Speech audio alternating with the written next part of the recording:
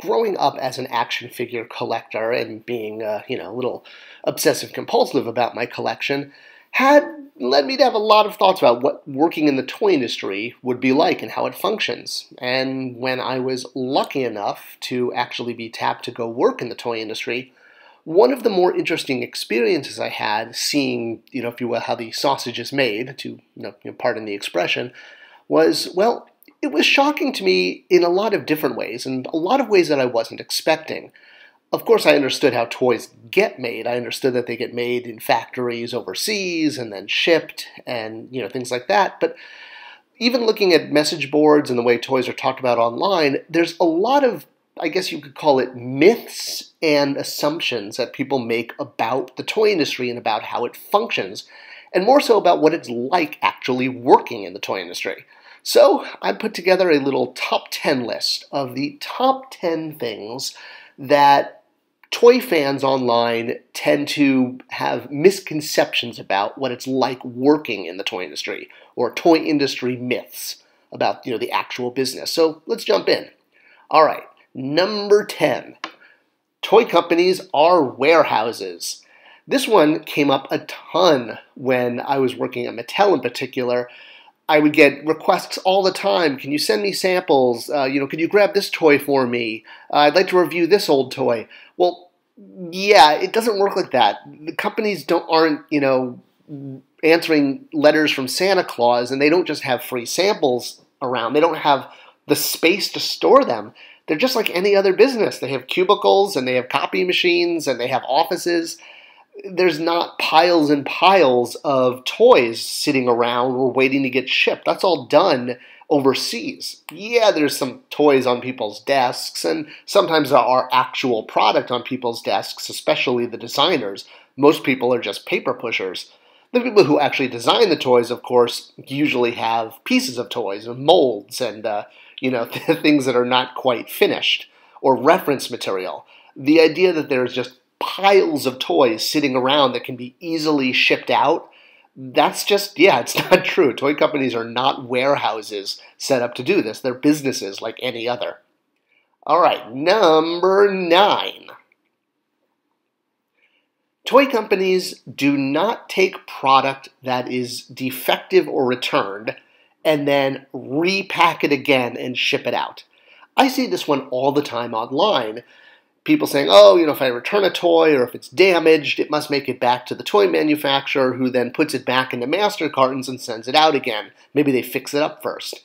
Well, this is not true, and there's a logical reason for this. Part of it is from number 10 about toy companies not being warehouses and having pick and pack facilities, but it's more so all of this is done overseas. So if a toy is broken or damaged or returned for a reason, in order to get it back to a retailer, they'd first have to fly it back to China and then ship it back to the US.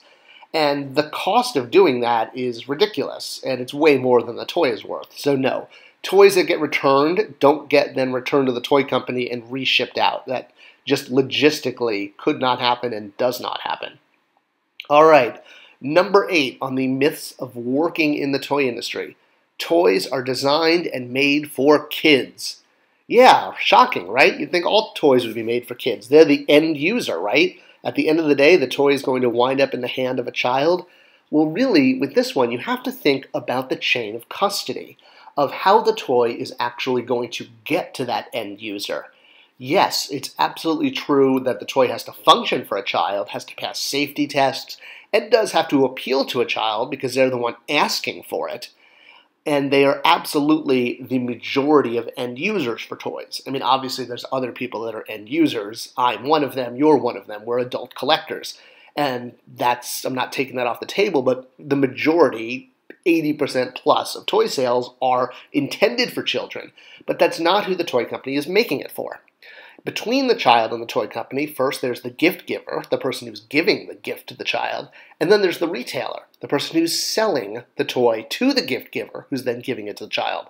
So these large companies that have toy departments or sell toys, these are the customers for toy companies. The toy companies, the manufacturers, the Hasbro, the Jakks, the Mattel, the Spin Master, they design and make toys for the needs of retailers. And retailers get a lot of input on when they want it, how they want it, and what it should look like. Way more than, say, kids. And that's everything from character selection to colors to the way the packaging is done, mandated based on the size of the retailer's shelves. So the number one customer for a toy company is a retailer. That's who they're designing for. Number 7. People who work in toy companies are huge fans of toys. They collect toys. They love all of the IP, the geeky IP that we all love, the sci-fi and the comic books. And yeah, I really thought going into it that I was going to meet so many people that were like myself. This is not me. This is just a Google image I found, who love toys. And it's true that everyone I've worked with does have a favorite toy, but that's usually regulated as something from their childhood. They'll say, oh yeah, I remember playing with hula hoops, or I remember playing with Hot Wheels or Barbies. 99% of the people working in a toy company, toys are consumer products, just like anything else. And they apply to them research and marketing tactics because their goal at the end of the day is not about creating a toy that they're going to be passionate about as a fan themselves, or that they're going to judge, if you will, the happiness of the end user, the kid or the gift giver. It's all about sales. Their goal is to sell the most product, and that's it. They have sales goals, and that's what they try to hit. All right, number 6, myths of working in the toy industry. There is very high employee turnover. And by employee turnover, I'm not just talking about the usual. Obviously, there are people that get laid off from companies all the time. This is in any Fortune 500 company, any large business. And there's always going to be people that are recruited away from companies or that get promoted beyond their current job to upper management or even promoted into another company. What I'm talking about is the number of lateral moves. I wasn't expecting this, and I was a little surprised at how much this is done. People within toy companies, internal, lateral moves happen so much that it actually affects the way product is done. For example, brand managers, which is what I was, tend to get moved around every 2 years, which is smaller than the design cycle of 3 years. So what that means is if a brand manager is getting swapped out every 2 years, the first thing they have to do is they have to clean up their previous brand manager's mess. Maybe a product isn't selling, maybe there's something wrong with it. Then they reinvent everything, and they take all of the ideas that were already going forward and say, yeah, no, I'm going to do it my way and put my signature on it. And things that were in development get dropped very quickly when a new brand manager comes along because they want to do it and make it their own and feel like they had an influence on this toy. Because even though they may not be collectors, toys are cool, and people want to feel like, oh, I made a toy. And then it's time for them to move on and move to a different brand, and the cycle starts all over again. And I was really surprised how often this happens. The fact that I stayed on a brand for 10 years was the anomaly. All right, number 5 myths of toy making and working at toy companies is going to Comic-Con. I used to go to Comic-Con on my own. I've been going for, almost 30 years now, well before it became the thing of how hard it is to get tickets. Now, this is not an important show at all to the toy industry. The important show is Dallas Toy Fair, when all of the sales are made. New York Toy Fair is just a PR show at this point. It used to be the important show, but now it's Dallas. Dallas is when all of the decisions are made. Comic-Con is usually handled by the interns. When I first got there, I was surprised in the toy industry to find out that all of this work for Comic-Con was just handed over to the summer's interns and said, hey, just go with it, do something. We all look forward to Comic-Con with bated breath to see the latest product, to see the glass cases, and this is a highlight of our year. But when working in the toy industry, Comic-Con is basically seen not as a waste of time, but it's not exactly a high priority, and just getting through it, being done, is basically the goal. Number 4 in myths about actually working in the toy industry is that everybody gets free toys. You get a toy, I get a toy, we all get toys. I assumed that, everybody had access to toys, especially, when you're welcomed into a company and you go through orientation and everyone is usually handed at whatever company it is. You're given like the standard kit that has the company mug and the company, calendar and pen and all of that, the tchotch. Well, when I joined Mattel, I got a license plate frame that said, my other car is a Hot Wheels. Everyone got this, and that was it. That was our free gift joining the company. Getting free product, that doesn't and didn't really happen. Toy companies are not, chocolate rivers and candy lands and Wonka factories. Usually the product that I got was broken or early samples that were somehow defective that, had to be reviewed. I would usually get samples of product that, the paint wasn't quite right or the articulation didn't quite work. It was an early sample that needed to be reviewed. The only final product I was ever really given was the holiday Barbies. Everyone got a holiday Barbie, and that's why my daughter has a ridiculous amount of high-end Barbie dresses for her dolls. But yeah, if I didn't have a subscription for Maddie Collector, I wasn't getting any of those figures either, because there's no free toys when you work in the toy industry. All right, number 3, myths about working in the toy industry and how the businesses actually work. Companies are always looking for loopholes. I see this online all the time, is people talking about how can a company find a way to make a toy if maybe it doesn't fall totally under their copyright or their IP. There's got to be a way to do it, right? If the figure just appeared, slightly different. A great example is Karg from the 1987 He-Man movie. Fans really wanted a figure, we didn't have rights to it, and I would get emails all the time saying, oh, but he appeared in this comic book. Can't you just make him from the comic book? And it doesn't work like that. Toy companies that own IP are not looking actively for loopholes and ways to kind of manipulate the system, if you will.